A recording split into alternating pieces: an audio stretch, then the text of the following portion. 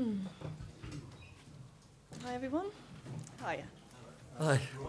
Do I need this on or not? No, it's not. It should be on. Wilfried Zaha made a huge difference today. Was it simply a matter of just waiting for him to get fit and get back in the team? Well, I'm a little bit disappointed that, you know, that's the way you're deciding to go. I thought he was excellent, don't get me wrong. I'm delighted having him back, but I thought it was a good team performance. I think it's a little bit unfair that such a good performance that we all feel very proud of. It's by suggestion, simply down to the fact that one good player who's not been playing returns. I would rather to sort of flag up the fact that I thought our defending was excellent from the first minute to the last. I thought our midfield passing and movement was very good, and the two front players, both Andros and Wilf, they made a big difference to our play, by their ability to run with the ball and beat people with the ball, but also by their ability to run behind people and use their pace. Thought we had much more goal threat today, and Wilf, of course, played a large part in that without a shadow of a doubt, but I'm afraid you have to forgive me for not myself putting my name to the fact that the reason we beat the champions of England today is because we had Wilf Zaha. We did it because we had Wilf Zaha and 10 others. Right. Wilf said on telly that he had a game plan for today. Was that a case of it working like an absolute dream? But we've had game plans for every game we've played, and it's, you know, caused us for it. Well, I think what works is the fact the longer you work with the team and the longer we get a chance. We've had two good weeks with a lot of training sessions. I think that I'd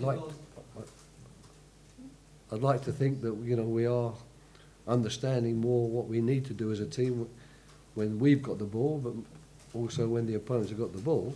But in actual fact, I think all tactics really have to be based on very solid principles, and we need to understand how we're going to defend and what we need to do to defend and what we need to do when we attack.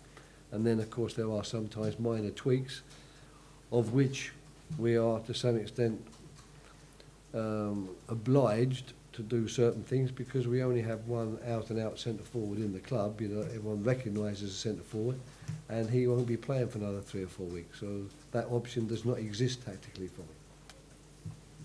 First 3 goals of the season are 3 points against the champions. Do you think this is the new beginning for Crystal Palace, and do you think it should be more?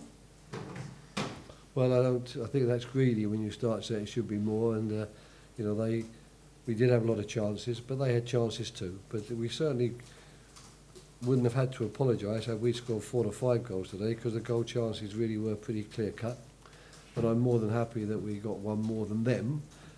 When it comes to season starting, I don't embrace that idea, or I don't subscribe to it. You know, I think for me, a championship is 38 matches, and each match is its own particular story, and sometimes it's a good story, like it is for us today. We'd like to read that chapter again, but unfortunately next Saturday there's another chapter, there's another story, and it would be very foolish to start thinking that because we've won the game today, and I thought we won it deservedly against a very good team, that doesn't mean to say we'll win against Newcastle or West Ham. We've got to go back to the square one, realise what we've done well and what we need to continue to do well to give us this victory, and make sure we reproduce it.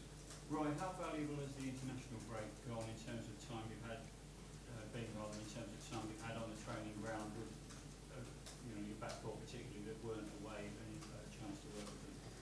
Well, I mean, I would like to think that the work defensively, if you recognised, you know, that there was a good organisation in our defensive setup, I put that back down to 4 weeks or 4.5 weeks work, not 2 weeks work.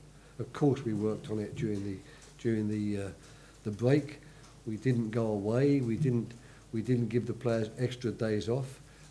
We actually worked every day except the normal 1 day off a week, which players have anyway.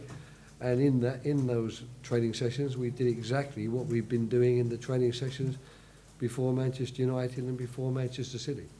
But I think that the longer you work, the more consistent your message, the more you hammer home, if you like, some of the messages which you regard as important, with a little bit of luck, they sink in. Well, how will you celebrate? Was it champagne, fish and chips, or going on to a cup of tea? I haven't really thought about it. No, I haven't thought about it, to be perfectly honest. I mean,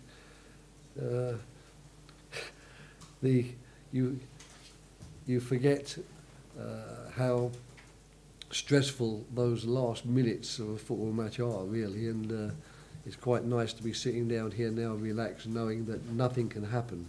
You know, Chelsea can't score now. You know, it's over.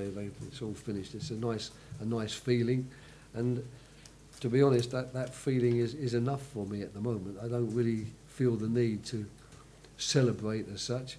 In fact, I have to sort of stop myself from being concerned more about what's coming and not allow enough time perhaps to celebrate and to take stock of this very, very good result. But I'll try it. I'm off to Southampton to watch Newcastle to play tomorrow, so my wife, who's accompanying me, can't say I never give her a day out. Thanks very much. You're all smoothie. Thank you very much. Guys. We'll do the dailies outside.